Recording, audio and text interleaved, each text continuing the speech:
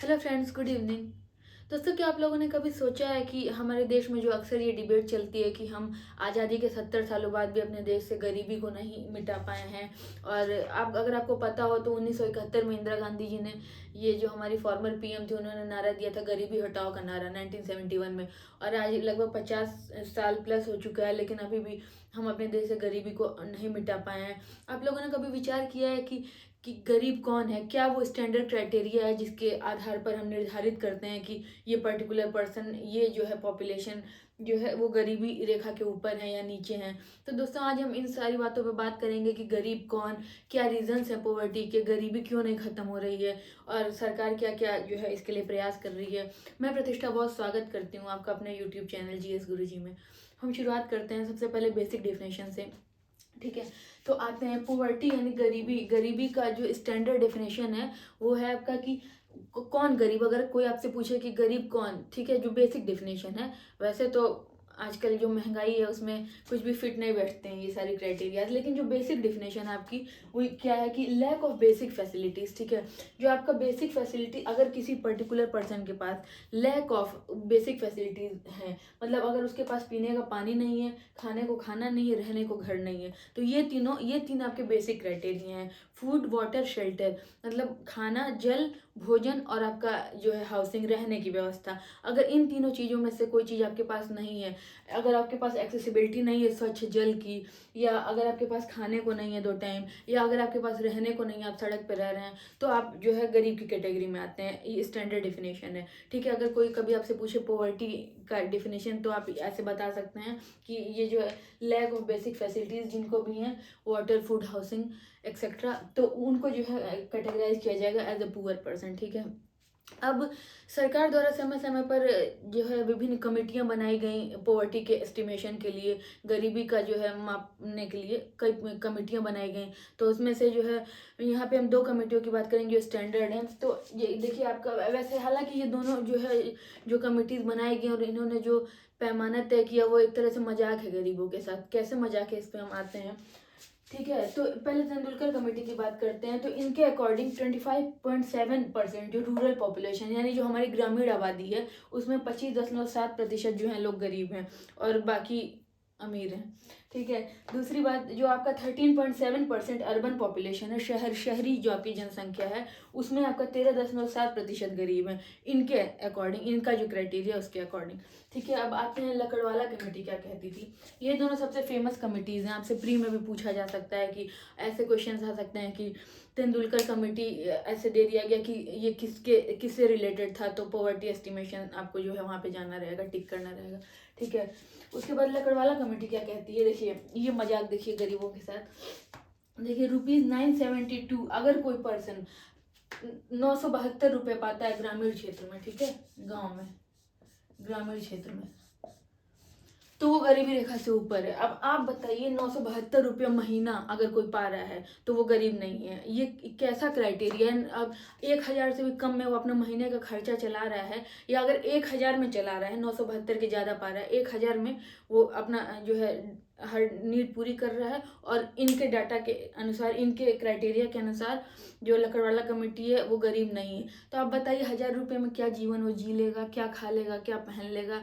पता नहीं 2 टाइम का खाना भी मिल पाएगा कि नहीं उसको उतने में। और जो अपनी बेसिक दवा की ज़रूरतें होती हैं, हेल्थ केयर होता है, बच्चों की शिक्षा होती है, वो सारी चीज़ें भूल जाइए पूरी तरह। ठीक है, तो ये देखिए ₹972 मतलब 972 रुपये से अगर आप ज़्यादा पा रहे हैं तो आप जो है गरीब नहीं है। ठीक है, ये मजाक है गरीबों के साथ। इसी पे बहुत डिबेट भी एक बार छिड़ी थी, जो है हमारे उसमें पार्लियामेंट में, शायद राहुल गांधी ने कोई स्टेटमेंट दे दिया था इसी तरह का।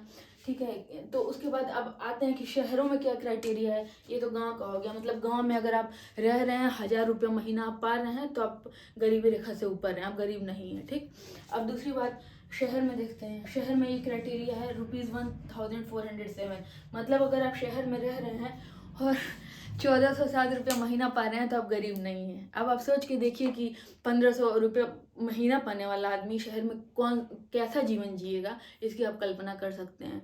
क्या उसके जीवन का स्तर होगा, और वो गरीब नहीं है।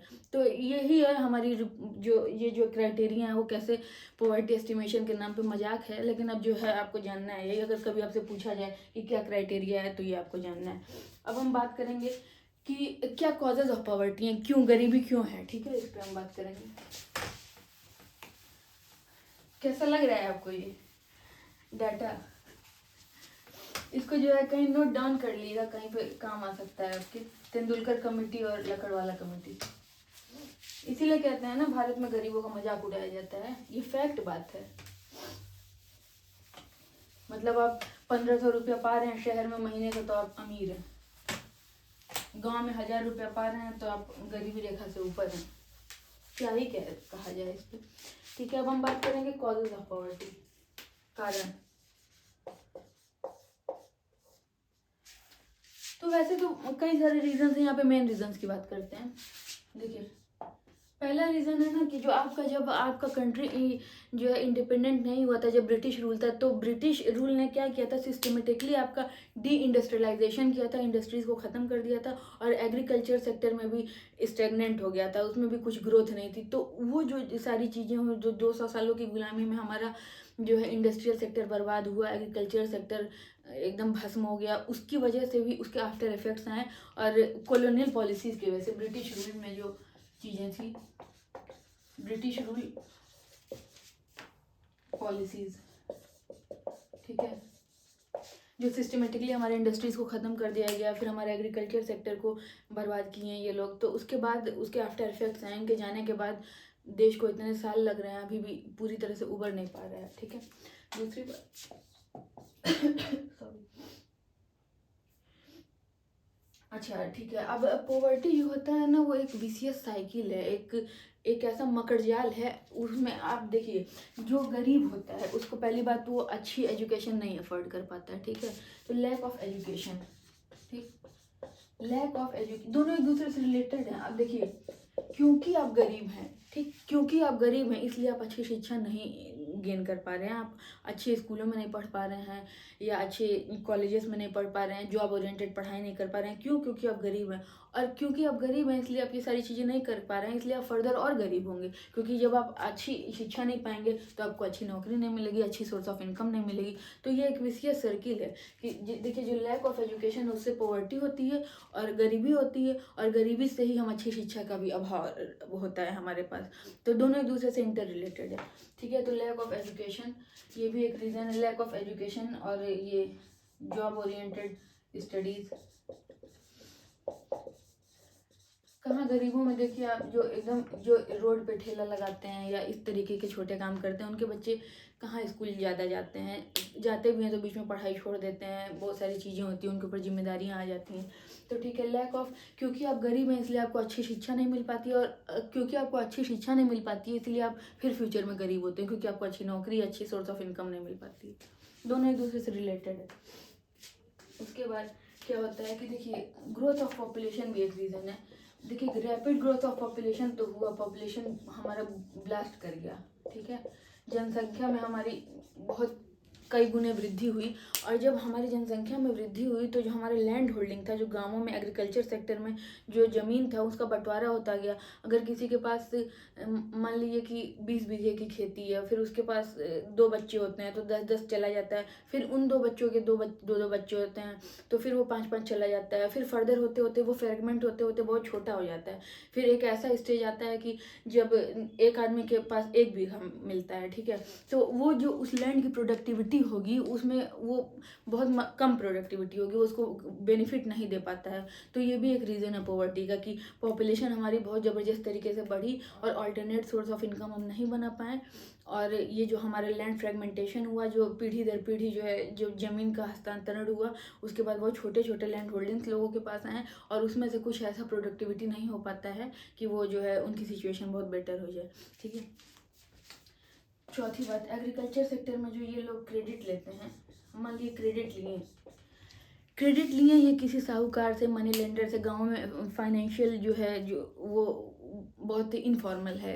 आप जो है बैंकिंग हर जगह नहीं है गाँवों में, तो आप इनफॉर्मल सोर्सेज से लिए, अब वो सूद पे पैसा दिए, मान लिया आप फसल के लिए लिए, आपकी फसल नष्ट हो गई, जल गई, या फिर मानसून नहीं आई, बारिश नहीं हुई, फसल बर्बाद हो गई, तो फिर आप उसको कैसे रिपे करेंगे? या तो फिर आप अपना ज़मीन गिरवी रखिए, फिर धीरे धीरे ज़मीन भी आपकी चली गई, तो फिर आप ऐसे सर्किल में फंस गए कि वो फर्दर आप और गरीब होते चले गए, जो एग्रीकल्चर सेक्टर में क्राइसिस है। तो इसीलिए आप देखते होंगे किसानों की आत्महत्या, ये सारी चीज़ें जो होती हैं, एग्रीकल्चर सेक्टर की स्थिति बहुत ख़राब है इस सब में, ठीक है। क्योंकि एक तो मेनली ये मानसून पे डिपेंडेंट है, मानसून धोखा दे दिया, फसल को कीड़े खा गए, कुछ भी ऐसे चीज़ें हुई, तो फिर उनका जो लोन है वो भी नहीं वो रिपे कर पाते हैं, ठीक है।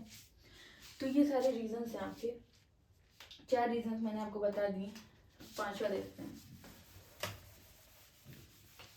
अब देखिए, जब अर्बनाइजेशन होता है तो लोग बड़ी संख्या में शहरों में आते हैं नौकरी खोजने के लिए, जॉब पाने के लिए, लेकिन शहरों में इंडस्ट्रियलाइजेशन इतना नहीं है कि सभी लोगों को एब्जॉर्ब कर सके, नौकरी दे सके। तो वो लोग जिनको नौकरियां नहीं मिलती हैं प्रॉपर, तो वो लोग रिक्शा खींचने का काम करने लग रहे हैं, ठेला चलाने का काम करने लग रहे हैं। तो ऐसे शहरों में स्लम बन जाता है, और जहाँ पे गरीब लोग शहर के बाहरी छोरों पर अपना किसी तरह जीवन यापन करते हैं। तो गरीबी जो कि एक रूरल जो है फिनोमिना है, वो अर्बन फिनोमिना शहर में भी वो अब आपको दिखने लगता है। शहरों में, बड़े बड़े शहरों में, दिल्ली मुंबई में तो धारावी जो है एशिया का सबसे बड़ा स्लम है, जो कि मुंबई का है। तो ये गरीब लोग काम की तलाश में शहर आते हैं, और प्रॉपर काम नहीं मिलने के नाते इनको ऐसे छोटी छोटी चीज़ों में अपने आप को एंगेज करना पड़ता है, और वो फिर एक जो है शहरी जो गरीबी होती है वो हमारे सामने आती है स्लम्स के रूप में, ठीक है। अर्बनाइजेशन तो हुआ, शहरीकरण हुआ, अर्बनाइजेशन के रेशियो में जॉब्स नहीं आई, अर्बनाइजेशन बढ़ा लेकिन जॉब्स उस रेशियो में नहीं आ पाई। तो जो है जो लोग माइग्रेट किए शहरों में वो फिर फर्दर वहाँ पे पुअर हो गए। तो ये सारे रीजंस हैं आपके एग्रीकल्चर सेक्टर में। फिर हमारे जो है जो ब्रिटिश रूल के पहले जो चीज़ें थी उसकी वजह से, फिर आपका जो है शहरी क्षेत्रों में क्या कारण है, प्रॉपर जॉब नहीं है, प्रॉपर इंडस्ट्रियलाइजेशन नहीं हुआ है, लेबर्स को एब्जॉर्ब नहीं कर पा रहे हैं, क्योंकि जो है हमारा उद्योग उतना भी मजबूत नहीं है, तो बल्क में जो है लोग बेरोजगार हैं, बेरोजगारी से गरीबी आ रही है, ठीक है। ये सारे रीजंस हैं। अब हम बात करते हैं कि जो है सरकार क्या क्या की। तो सरकार वैसे तो कई योजनाएं चलाई, कुछ मेजर हैं, आप लोगों ने नाम सुना होगा मनरेगा का, Mahatma Gandhi national rural employment guarantee है। तो ये गांवों में एक तरीके से पॉवर्टी एलिविएशन के लिए, गरीबी का उन्मूलन के लिए चलाई गई थी, जो आपकी मनरेगा थी। अब गवर्नमेंट क्या करती है, गवर्नमेंट मनरेगा स्कीम चलाती है, महात्मा गांधी MG नरेगा,